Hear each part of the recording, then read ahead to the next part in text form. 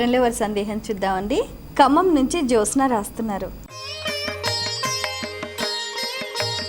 ఏ దేవతకు ఎన్ని ప్రదక్షిణలు చేయాలి తెలియచేయగలరు అంటూ రాస్తున్నారు.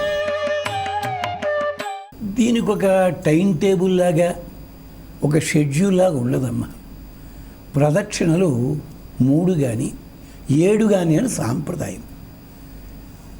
కానీ కొన్ని నరసింహ క్షేత్రాలు ఉన్నాయి, అక్కడ 32 ప్రదక్షిణలు చేయమంటారు.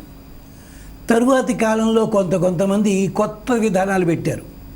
మీరు ఏదైనా మొక్కుకున్నట్టయితే మొక్కుకున్న రోజుని ఇన్ని ప్రదక్షిణలు చేయండి, ఆ మొక్కు అయిన తర్వాత మళ్ళీ ఇన్ని ప్రదక్షిణలు చేయండి, మీకు చాలా ఫలితం లభిస్తుంది. ఇలాంటివన్నీ కూడా మనకి ఒక 50-60 ఏళ్ల నుంచే అలవాటు అయ్యింది. సాధారణంగా 3 ప్రదక్షిణలు చేస్తారు. త్రికరణ శుద్ధికి సంకేతం అది. అదే పద్ధతిలో తంత్రశాస్త్రానికి సంబంధించి అక్కడ 7, 11 ఏమిటా అన్నది నియమం ఉంది. నరసింహ క్షేత్రాలు కొన్ని చోట్ల 32 ప్రదక్షిణలు చేయడం ఆచారం ఉంది. ఎందుకు అంటే హిరణ్యకశిపుణ్ణి వధించడానికి నరసింహస్వామి 32 సార్లు వేషాలు మార్చాడు. నరసింహావతారమే ఉంటుంది, చిన్న మార్పులు. అవి మీకు సింహాచలంలో హంసమూలానుంది, అది దాటి వస్తుంటే శిల్పాలు వరుసగా 32 కనిపిస్తాయి.